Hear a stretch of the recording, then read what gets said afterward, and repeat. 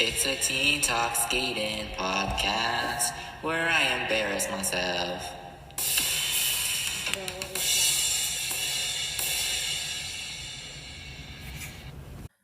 Hello, hello, hello, and welcome to episode number 99 of a Teen Talk Skating podcast.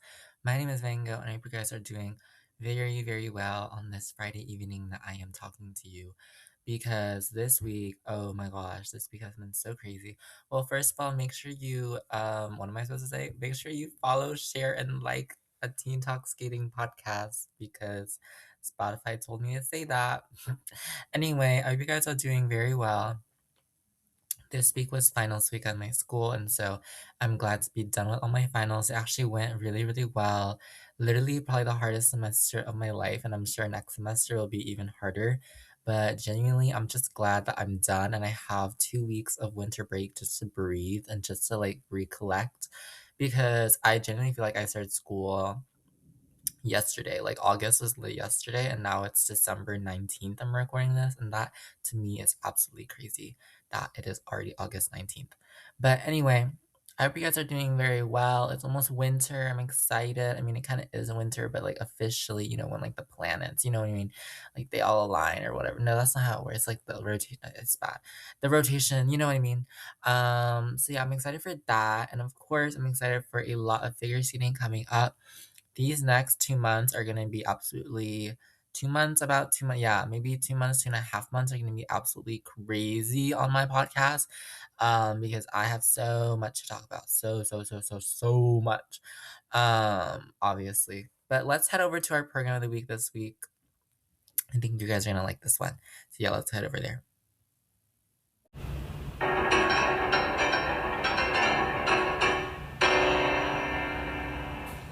Program of the week.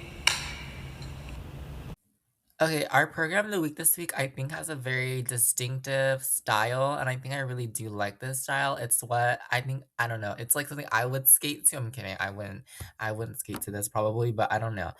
um, but this program of the week is Joshua Ferris and his 2015 Fort Continent short program to "Give Me Love" by Ed Sheeran. Yes, you heard that right, Ed Sheeran himself. But this program is what I would say is slow and steady. I really do like Joshua Ferris's skating style here. Slow and steady. It doesn't look like it takes effort. It looks very effortless. And he is really feeling the music, if that makes sense. He's very much into the music. What was I gonna say? I really enjoy it. So let's see. He starts out the program very slow and steady. He doesn't go immediately into the crossovers. There's a little posing, there's a little thinking, lots of arm motions, goes into his triple axel. He lands it beautifully, and he kind of does an arm movement. I don't know how to describe these things, people, but it's just like, yeah, landed it. You know what I mean? Then he kind of goes into like a mini spread eagle action, and then more arm movements, lots of flow. Immediately goes into his two spins. He does a sit spin and then a camel or combination spin, I believe. And the way that he flies into the camel position, not flies. He goes into the camel position is very smooth. It doesn't look like, I feel like sometimes skaters maybe like, I don't know, when the camel happens, you're like, whoa, camel. But this is just like, oh, camel. I don't know if that makes sense. Okay, that does not make sense. The music is very, very light. But it's Ed Sheeran too. So you know what I mean? It's like a light Ed Sheeran. He's really connecting, I feel like, to the lyrics about give me love. And there's a moment where he kind of like embraces himself, if that makes sense. He hugs himself. And there's another moment where he's kind of like looking down at the ground, like almost like he's like tired. Like the emotion to me is there. The performance is there. It does feel very contemporary. What else? Triple flip, triple toe goes really well. He does another camel spin. This one's a very cool, flexible position. It reminds me, I don't know, like remember those Sonikova spins that were like, eh, but like his is better. I'm sorry. I'm sorry if you. I mean, 2014. I'm kidding. I'm kidding. Very nice. His very last element of the program actually is a triple Lutz, and I enjoy having that. I know the jumping difference was different back then because of the scoring, but triple Lutz as the last element of the program is, I feel like, a really fun element or a really fun thing to do, having a jump at the end of your program. So really good there.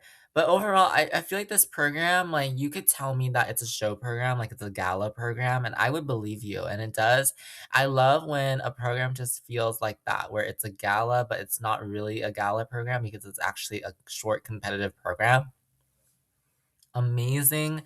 Just, I don't know, connection to music flow, the lyrics about being kind of lonely in life, the odes, the chorus of oh, oh, oh, oh. Like it fits very well.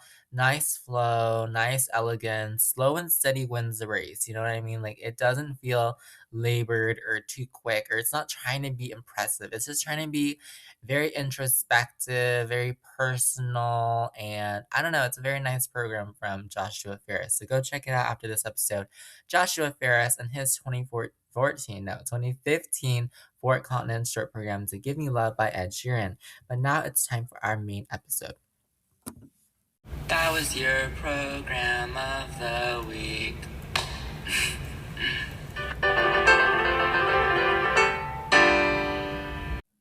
Okay, guys, so I knew I was gonna be busy this week with finals and studying and everything. So, I wasn't planning to do like a huge, big video essay or anything. And there was no new competition. So, like, I didn't really know what I was gonna do. But I thought that basically this episode that I would go through the Grand Prix series, all six events, and summarize them very briefly as a whole and try to think about each discipline and offer my thoughts, especially regarding trajectory. So, as you know, we had these, six Grand Prix events. We started in Grand Prix de France, then we went to, what was after that? Grand Prix de France was first, and it was Cup of China, then we were in Skate Canada, then we were NHK Trophy, then Skate America, and then we ended off in Finlandia Trophy in Finland. And so, if you want to go listen to the full review of each of those events individually, you are totally welcome to do so because I did review all six of those individually this season. Just go back a few episodes and you'll see them. And of course, we ended off at the Grand Prix Final in Nagoya that I covered last week. So if you haven't checked out that episode, which is doing really well, so thank you for all your support. That was what I did last week. I reviewed the results of Nagoya, the Grand Prix Final there. And so, after those six main Grand Prix events and then the Grand Prix Final, I really want to talk about trajectory. And my idea with trajectory is that it kind of like looking at skaters on the overall perspective. Like maybe one skater did really good at one Grand Prix event and they didn't do so well at the next Grand Prix event, or were they fairly consistent and they did really well at both of their Grand Prix events? Thinking about the trajectory of that and how it translates to my predictions about future competitions, especially national competitions that are coming up in December and January in this late December, early January era. Europeans will be happening in mid January. Four Continents is happening at the end of January. And of course, the Olympic Games in February. And the Olympics are in only a month and a half. So obviously very, very crucial to think about those. And so I'm going to go over each discipline, the men, the women, the pairs, and ice dance, and just offer my overall thoughts, my reflections about what has happened this season in terms of scoring and, maybe judging and the, artistry, what I think about the programs, what I really do think about each skater or team that is kind of in that major race for those Olympic medals. And I'm going to think about how that will all go over to their future results this season. Obviously, it's not really a predictions episode. Not obviously, but it's not really a predictions episode. It's more looking like, okay, this is like likely based on the evidence we have so far. This is kind of likely to happen.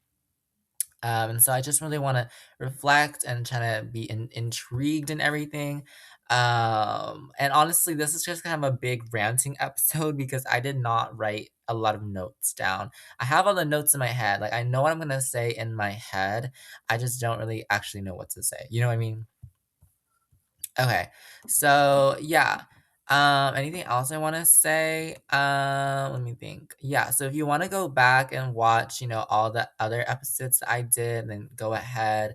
But this episode, I'm not gonna like summarize each result, like this is the person who was in eighth place and seventh place, things like that. I am more just gonna talk about um I am more just gonna talk about kind of each discipline in terms of like the overall, like what happened in each discipline, right? Okay, let's start off in the men's discipline. So the men's discipline, like overall as a men's discipline, I think the men's discipline this season was chaotic, right? Chaotic, very chaotic as always. But there really was one main frontrunner, and that was, of course, the quad god Ilya Malinin of the USA. I just think it is kind of unprecedented how much success he has been having this season. Yes, there have been like minor mistakes here and there, but this season for Ilya Malinin has just been absolutely crazy. Um, thinking about trajectories, thinking about his scores have basically only gone up this season or stayed around the same. He has scored 300 at every competition this season, which is not something any other skater in the field can claim as their achievement as well. What should I say? There's almost like nothing to say about Illuminated. It's almost like I do feel like he is pretty much almost guaranteed, not guaranteed. Obviously, there is still a competition, there is still things to consider, but based on his trajectory this season, it's just gold, gold, gold, gold. It's just 300, 321, 333, 332. Those scores are major. He's won everything. It doesn't even seem like he can be pressured in a sense. It's just like everything is coming together for him, and this is obviously right when he wants it. Last season he only won gold as well. This season he's only won gold.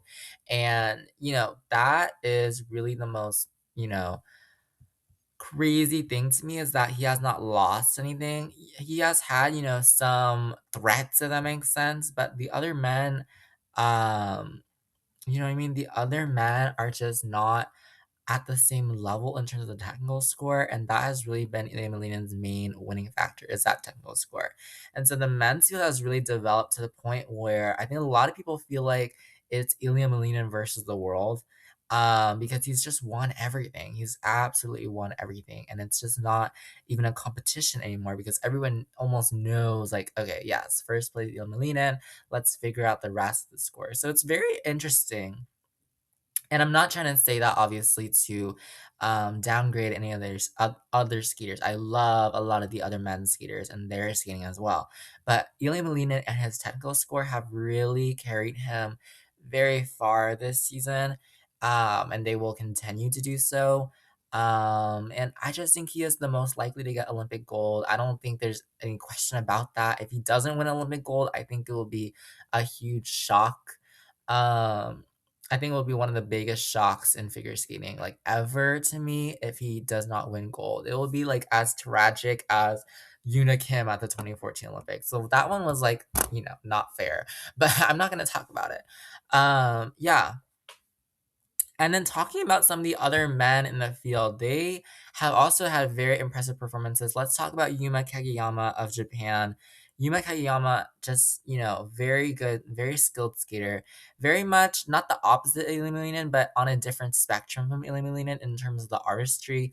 His skating skills, I just feel like Yuma Kageyama's skating skills have improved within these 4 years from the last Olympics like nothing. Like, they have so much improvement in how they just flow and glide, and I think he's just developed the artistry side a lot more than previously in his career. But I don't know, lots of more maturity in his skating, lots of skating skills. The nice edge work is very pleasing to watch Yumi Kageyama skating. There has been errors on the technical side. I think his cleanest performance this season was NHK Trophy, maybe, or maybe it wasn't. Maybe it was the Grand Prix Final. Was it the Grand Prix Final? It was the Grand Prix Final that was his cleanest performance. And, his scores have been fluctuating from the 270s to 80s. The one score in the 300s from the Grand Prix Final. Not the cleanest, but he did get that personal best. So, I don't think it's impossible. I think a lot of people are it's very clear that Yuma Kageyama is very much second in the sense of, like, second in maybe the running of, maybe getting that Olympic gold medal. I think a lot of people again view it as that Ilya Malinin versus the world competition. But if anybody could beat Ilya Malinin, it's a very, very clean Yuma Kageyama. And we'll have to see that at the Olympics and see how clean Yuma Kageyama can be. Thinking about kind of the rest of the Japanese men's field, Shun Sato, for example, really, really nailed it this Grand Prix season. He was gold. It was gold in China, silver in wait, no, gold in China, silver in Finlandia for Shunsatsu, I believe. Let's see. Am I right? I'm pretty sure I was right. Um, but it was genuinely very much a dominant performance, and I would say that to me, Yume Kageyama, not Yume Kageyama, Shun Satsu has very much nailed his spot as Japan's second man, or even as Japan's kind of first man, because he has had a couple of performances where he has had higher scores than Yume Kageyama. Let's see. And he has, very much proved that he is a very strong skater on his own. Just good skating still from Machine Sato. Very that classical Firebird program. Very, very intriguing in a sense. Yeah, he was gold in China, second at NHK Trophy. Oops, not Finlandia. But yeah, third in the Grand Prix final overall. Other Japanese men, what another one would be Kalmura to watch out for.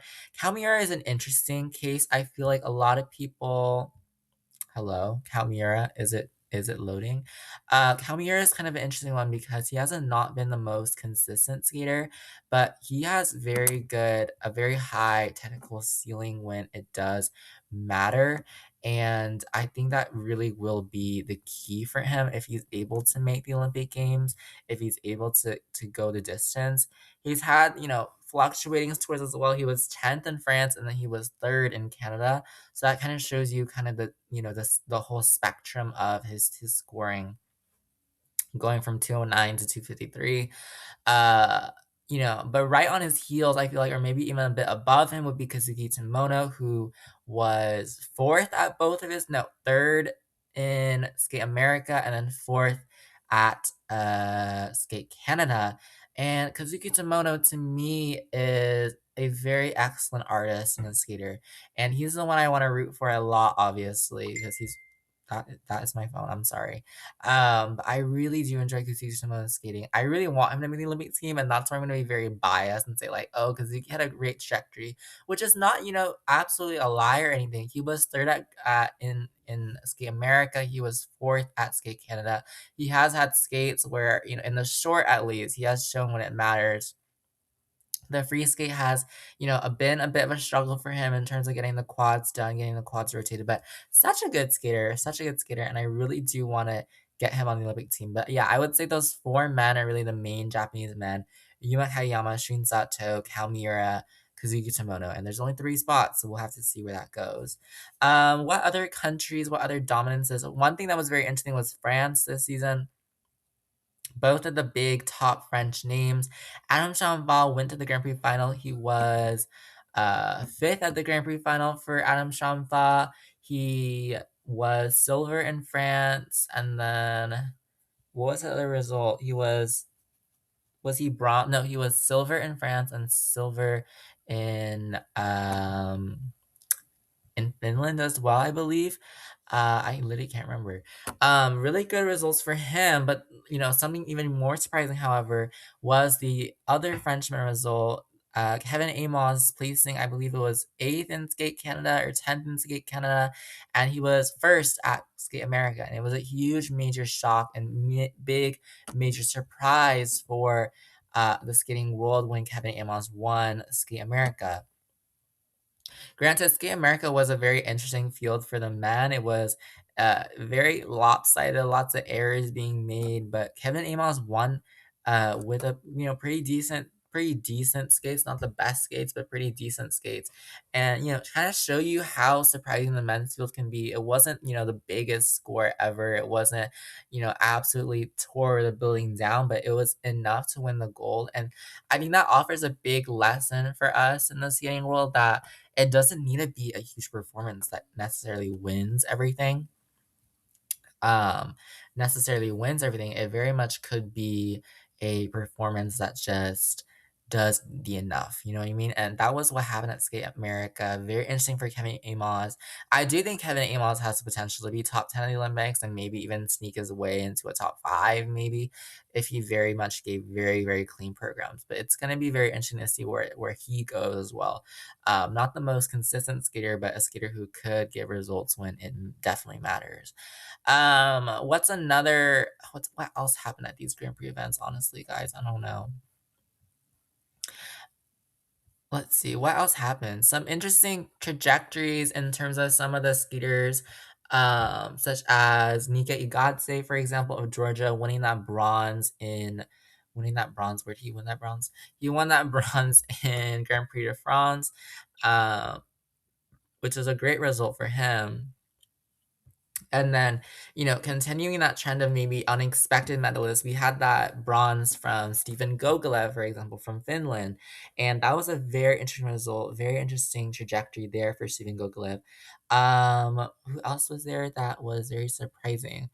But I don't know. In general, the men's field continues to surprise me. There were some very big surprise medalists on the Grand Prix series, and maybe the end result, the Grand Prix final, was kind of expected. I did predict most of it right.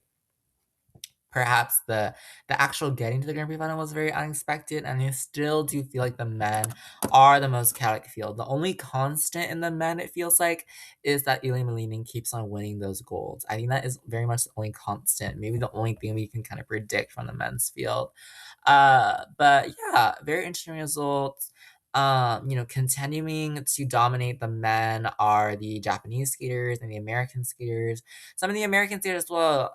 Jason Brown did fairly well at his Grand Prix. He was fourth and then fifth, I believe, in that late start with Ski America and then Finlandia Trophy. The Italian men as well. Daniel Grassel just really dominating at China and then the Grand Prix final. Some good results from Nikolai Momola and Matteo Rizzo as well. Just very interesting from the men. And so I do feel like the men will continue to be kind of intriguing, but with that kind of constant of eliminating and dominating, if that makes sense. So yeah, just trying to understand basically the trajectory of the men. The women's field again, just shocking, just surprising, just so much to talk about, so much to think about in the women's event as well. The Japanese skaters obviously dominating this Grand Prix. Moni Chiba, for example, winning both of her Grand Prix Skate Canada and then Finlandia Trophy, but then having that devastating fifth place finish at Grand Prix Final. The veteran of the field, Kari Sakamoto, in her third Olympic season, going for her third Olympics, she won NHK Trophy. She was second in France as well. You have to think about also the new Japanese youngster, Amy Nakai of Japan, who was first at Grand Prix France. She came out of nowhere, triple axel short, triple axel in the free, clean, clean, clean skating, very pleasant skating style. You had the likes also of Ryan Sumiyoshi at Grand Prix France with that bronze medal. And then the last qualifier of the Grand Prix was also Japanese skater Rinka Watanabe, who very much impressed with her third at Cup of China. And then she was second in uh, Skate America. Very gutsy program, triple axel in the short, 2 triple axel attempts in the free skate. Really much a dominant skater. And then you got so many other Japanese women who are just fighting and fighting and fighting for, chances and medals. And you had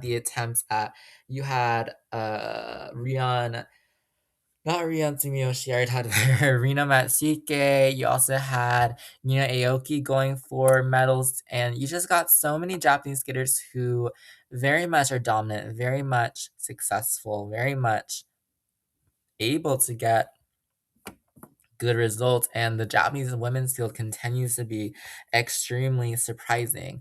The Americans are kind of on the other side of that, kind of the same thing.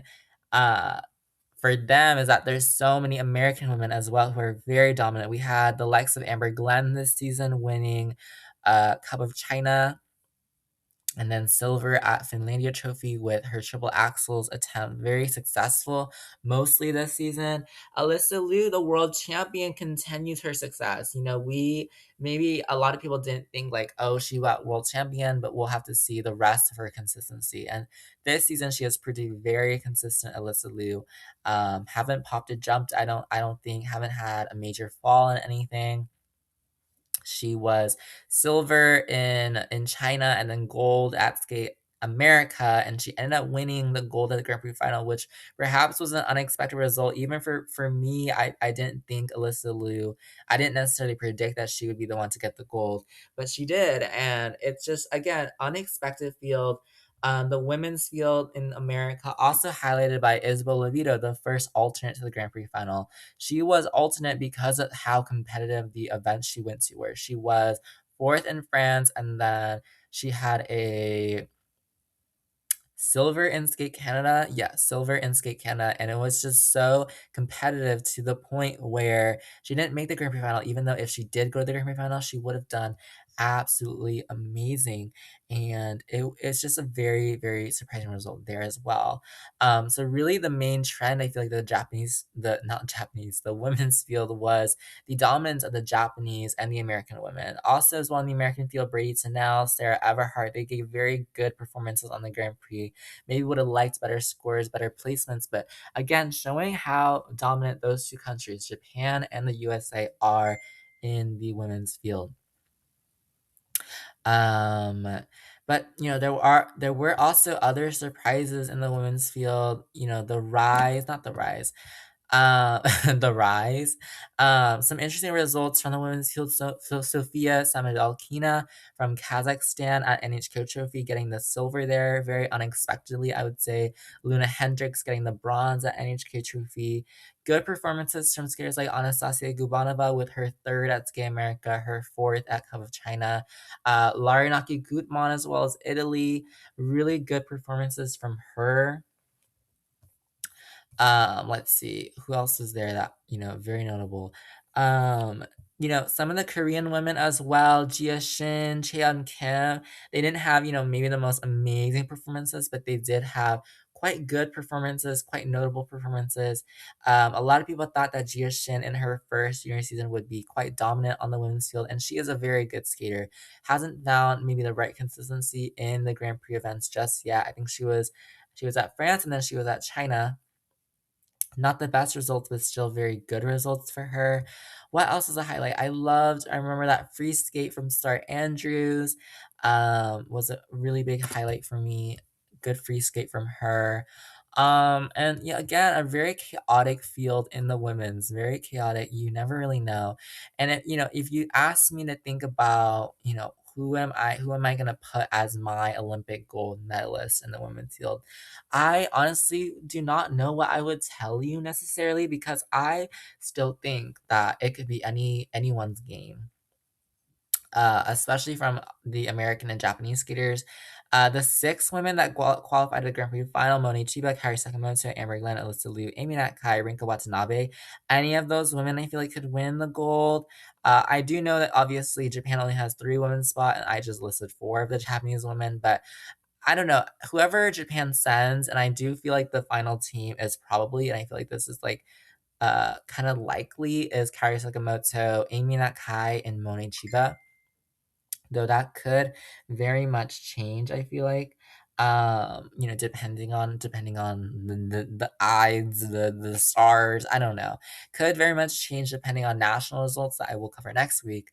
But those three women, as well as some of the American women, I feel like the American women's team is also kind of starting to be set in terms of Amber Glenn, Alyssa Liu, Isabel Levito. Those three American women, I do feel like could win the Olympic gold. We saw Alyssa Liu win the Grand Prix final, but it wasn't with two performances that were first in both programs at all. Right? We had skaters it was very much all over the place at Grand Prix final. Alyssa Liu was second in the short, third in the free, first overall. We had Monichiba first in the short and then sixth in the free for fifth. Kari Sakamoto was fifth in the short and then first in the free. This could go absolutely, and I mean it, absolutely anywhere, but you can't underestimate Emery Glenn. It was a lot of what ifs at this Grand Prix final. What if Emery Glenn had landed the triple axel in the short program and not popped it? What if Monichiba hadn't fallen on her loop and her style cow in the free skate? What if, Kari Sakamoto had had a clean short program as well? There were so many what if probabilities and opportunities and just like these other possibilities thrown in the mix that I truly do not think that anybody can say with like definitiveness, if that makes sense, that someone this person will win Olympic gold. I truly think it could go to Kari Sakamoto, it could go to Alyssa Liu, it could go to Amber Glenn, it could go to Amy Nakai, it could go to Monet Chiba, it could go to Isabel Levito, or it literally could go to anybody. Like, genuinely, I wouldn't be surprised if Lara Nakiguman made it on the podium too, because I don't know. And the women's field, to me, this season in the women's field has been very intriguing. Lots of big names. I'm very excited to see like even the top 10 at the Olympics. I feel like will be super random. We're gonna see so many big highlights. We're gonna see, maybe unfortunate moments too, but it's gonna be so exciting. And the women's field to me, I feel like the women's field has been my favorite this season because there's just so much surprises happening and everyone is it feels so close at the top in terms of scoring potential, in terms of technical abilities and consistency that you don't know where it's gonna go. Maybe comparing to the men's field, Ilya Malinin has been so dominant that I don't know. Everyone feels like he's gonna win everything that he enters. Compared to the women's field, of course, compared to the women's field, it's different. You got a few skaters at every competition that could medal, a few skaters at every competition that could go for that gold medal. And you don't know exactly who, right? You don't really know exactly this skater, exactly that skater. And it keeps it very intriguing. It keeps it very interesting, I feel like. And it keeps it I don't know, it almost keeps it, like, alive, I feel like, and this I don't know, this women's field is very interesting, and I cannot wait for the Olympics to see who will win there. And so, yeah, I just think it's very unpredictable. The men are unpredictable in terms of everyone below Ealing Malina, if that makes sense, or everyone like Ealing Malina, but versus the world, if that makes sense, and then the women are unpredictable, in terms of just everyone has, the same scoring potential, nobody has been completely clean. Nobody like it's just so oh, you know what I mean? Like no one can predict. That's what I'm trying to say. Yeah. Okay, so after the women's field, of course, we have the pairs field, and the pairs field is not the field I watch a lot, so I actually don't have much to say, I feel like, about the Paris field. The Paris field to me is probably the most like diverse field in terms of like the countries that everyone coming from. It feels like it's very much all around the world. At the Grand Prix final, we had six different teams from six different countries, and so that was very cool to see. Even within the alternates, there was two additional countries that hadn't qualified to the Grand Prix final, and so a very diverse field. I feel like in the pairs, we had a lot of success from. I would say the top three main teams in this my current understanding. And by my current understanding, I mean like my understanding of the dominance in the pairs, who is really dominating the field. The top three teams are maybe, and I mean maybe because I do feel like it is not even maybe. I don't know. The top teams are really Miura and Kihara from Japan, Conti and Machi from Italy, and Hasse and Volodin from Germany. But on the Grand Prix series this season, we of course saw some kind of upsets. At Cup of China, we saw Metalkina Barulava from Georgia beat Conti and Machi, and then as well as at Skate Canada the week after that, we had Salado Dudek and Deschamps beat Hasse and Volodin. So kind of interesting results there, because the Grand Prix final I feel like was a very much representation of, again, those three teams really dominating the field, but that does not mean that they are kind of undefeatable. We had these other teams who are in their own right very good. Slato Deschamps are world champions for God's sake, and they are, very skilled as well, and they skated very clean at Skate Canada compared to Haase and Bolden. Not to say, of course, that any of these teams are like completely invincible, but kind of the ones that have been the most consistent overall in the overall trend of things have been the Germans, the Italians, the Japanese. And then as well, let's see. We also kind of had some other strong teams in the mix. Oh gosh, where am I going? Some other strong teams in the mix as well. Pavlova, Sviatchenko, the Hungarians kind of improving this season. Very much good results for them after not qualifying here last season. They were bronze in France and then they moved to silver at NHK Trophy. And so both of them were very both of them, they like the one pair, Pavlova and Sviatchenko, were able to really hone it in this Grand Prix season. And I do feel like there are kind of dark horses for the Olympic podium. I don't know. I just thought their performances at the Grand Prix as well as the Grand Prix final were pretty good. And I don't know, maybe even cleaner. They could, increase their scores even more.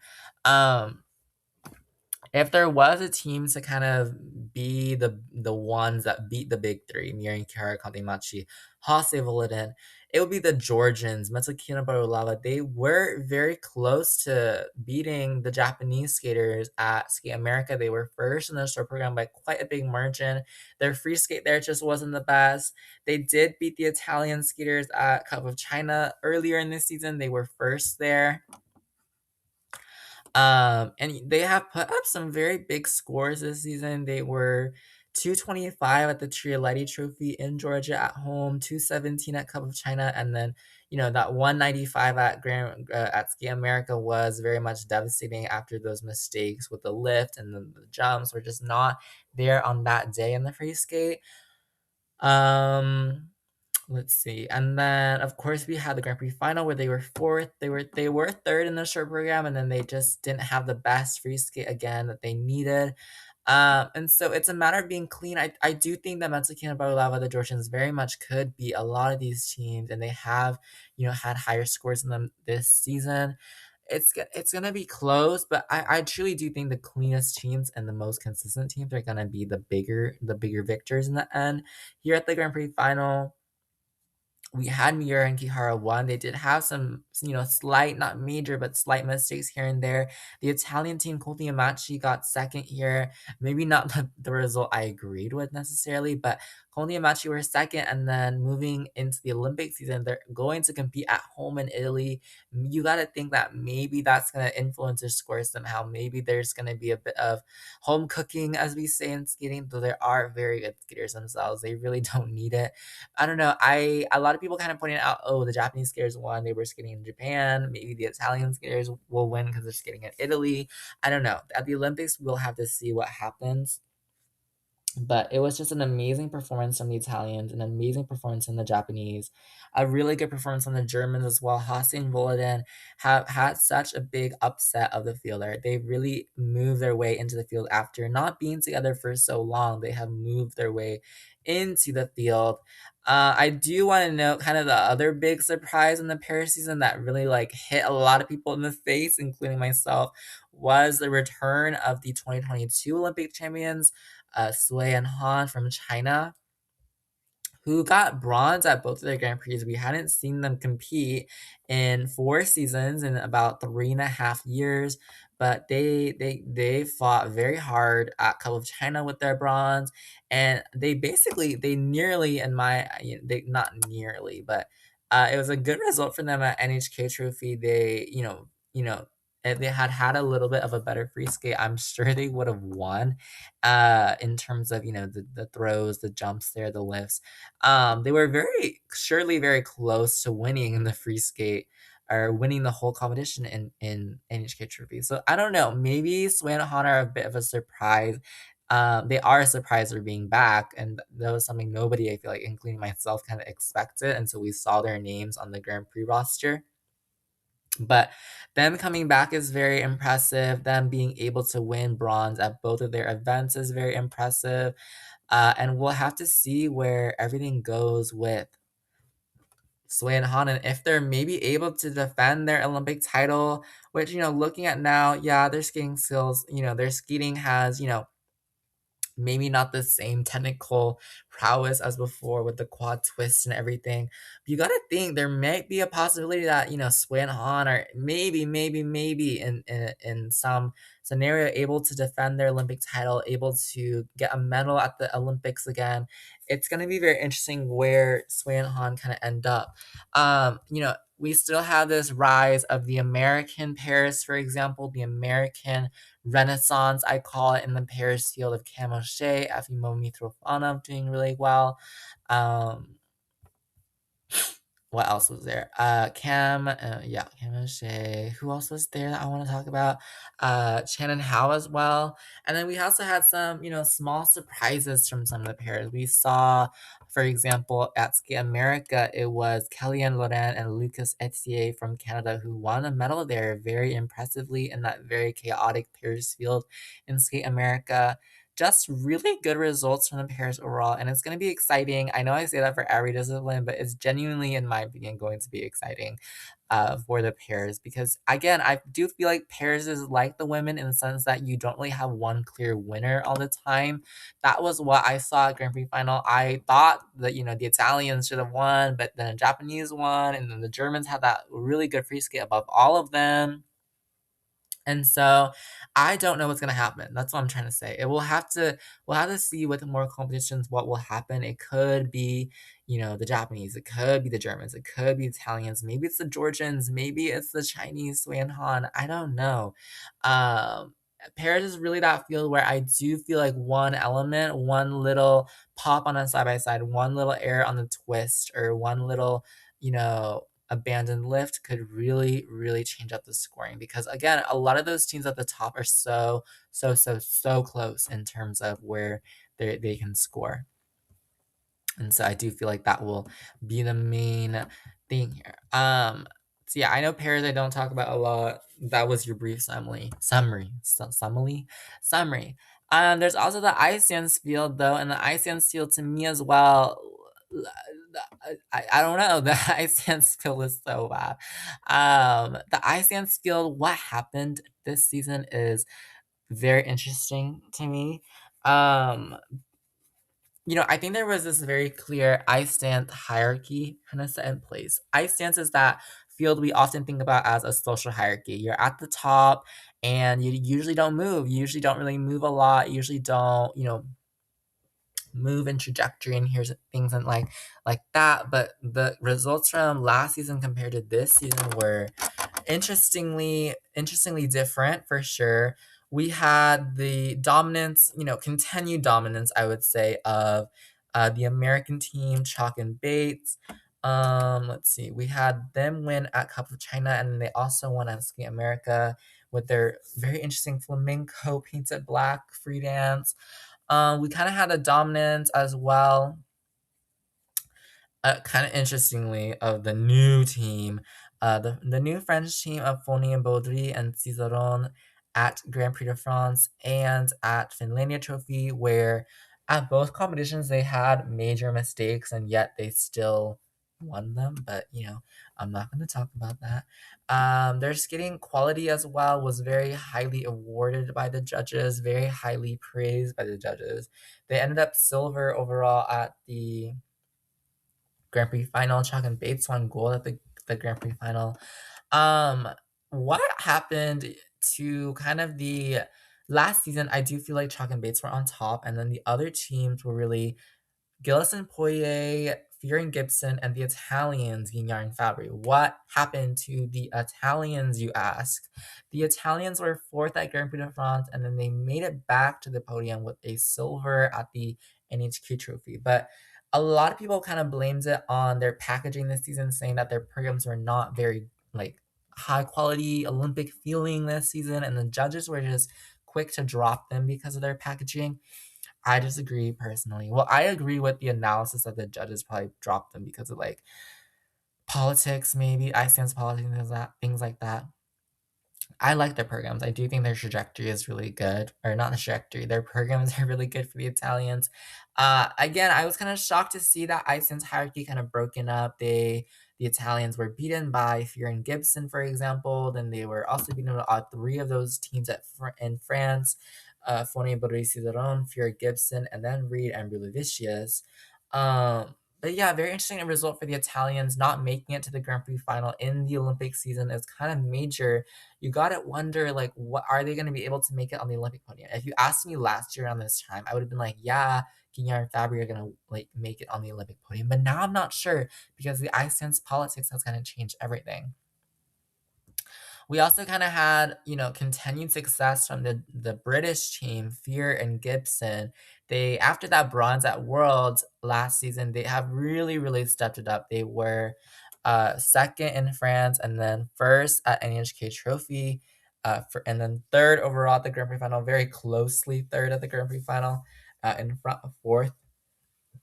Um, but very good continued success from the British team. Their packaging this season, as you know, in my opinion, is very good. They have the Spice Girls rhythm dance, they have the Scottish team free dance, and it just works very well. They bring the energy, they bring the fun, and I think they bring what I don't know. I feel like the judges are looking for high energy this season, and I think Fear and Gibson kind of have it. Um, yeah. But then we also had the Canadian team of Gillis and Poirier. I personally thought last year they were silver at Worlds. Yeah, they were silver at Worlds, and I thought that they were gonna have a really, really like okay, they're gonna win like two golds on the Grand Prix. They're gonna win, win, win. I don't know why, but I just saw Gillis and Poirier because maybe they brought back Vincent as their free dance, and I love that free dance. Maybe, they won gold in State Canada, and then they ended up silver at Finlandia Trophy, and they were very, and I mean very closely fourth, and I mean very closely fourth at the Grand Prix final. Um, what the heck? Anyway, the trajectory of the Canadian team, very good skaters, and I think a lot of people came to their defense at the Grand Prix final and at some of the other competitions in terms of the scores they were getting. They skate so well. They have skated, I think, almost pretty much as well as they can. The levels aren't quite there for the Canadian teams this season. I don't know. I really enjoy Gillis and Poirier, and I think they deserve better. But I can't, I don't know. Very interesting to see if they are going to be able to make it to the Olympic podium. So many different fights. And then the last two teams at the Grand Prix final were very interesting. Reed and Bluvicius and Zingas Kolesnik. First team from Lithuania, second team from the USA. Reed and Bluvicius, very interesting result for them. I would have not expected that they would have made the Grand Prix final immediately starting the season. They were bronze at France, and they were um, bronze at France and silver in Skate Canada, and that really brought them a lot of success to be able to qualify here. And they were not they Zingas and Kolesnik were silver in Cup of China, and then they were third in Finland, and they were able to qualify that way. We had the two bronzes from the other French team, Lovoreva Briso at Skate America, and then Cup of China. Some other highlights from the Canadian team: La Joie Laga, silver in Skate America, and then the bronze in Skate Canada. And it was very close to even qualify here. There was that kind of big not fight at the top of La Joalaga not qualifying, Guillermo Fabry behind them, Lopere Brito behind them. Lots of other highlights from Smart and Deke of Spain, for example. That was a really impressive result. The Shibutani siblings came back and faced a lot of controversy because of Alex Shibutani being a terrible person to his sister, which was not okay at all, but that still happened, and they came back and they did, I think, kind of anticlimactic in a sense that a lot of people thought like, oh my gosh, Shipsos are back, maybe they're gonna win everything, but they had really decent skates. Not, the best, but they had pretty decent skates. But drama aside, I don't know, just a very interesting ice dance field. The hierarchy at the top got broken apart a lot, mainly because of the introduction of Fonibero Cicerone as a team, and mainly because of the Italian team kind of not dropping, but the judges basically like, I don't know, the judges stopped giving them like high scores. I really thought, man, I really thought Olympic season, Italy, like Italian team, and the politics of ice dance just have not been in favor of them recently. The more continued rise of the British team of Fear and Gibson, the more, I don't know, the more fun, the more energy it seems like they are really, really, really hammering it down with those programs. Um, what else? The Canadian team very strong. Gillis and Poirier maybe not getting the scores they deserve, maybe not getting the scores that they want necessarily, and I don't know, just a very interesting ice dance hierarchy. And so if you ask me what the current state of figure skating as a whole, just to wrap up this episode, the current state of figure skating as a whole is that the sport is still unpredictable. The sport is really, really unpredictable, and you don't know who is going to win what. I can't tell you my exact predictions for the Olympics yet. I will eventually do them, obviously. Um, excuse me, I've been talking for so long. I can't tell you who's gonna win what. I truly can't. And I really don't know. The current state of figure skating is that it is a chaotic sport. It has always been a chaotic sport, but this season in the Olympic season has chosen to be the chaotic child, in my opinion. It has chosen to be the most chaotic child of this last Olympic quad. And so that is all for this episode of a Teen Toss Game podcast. My name is Zango. I hope you guys enjoyed listening to me rant about the Olympic season, what's gonna happen, who's skating what, like just all the different results and trajectories. And I will see you, not really. You will hear from me. I don't know. You will hear from me next week in my annual national tour around the world. We're going to talk about French nationals, Italian nationals, Japanese nationals, and all the other smaller national countries that are doing their national figure skating championships and picking their Olympic results, which will be very interesting to see. But I will hear from you guys next week. Make sure you follow, share, and like a Teen Talk Skating podcast. I love figure skating. I love all skaters. Please don't think I hate your skater. I don't hate any other. I don't hate any skaters. Okay, well, some of them. But I will see you guys. You will hear from me. You will hear from me next week. Bye bye.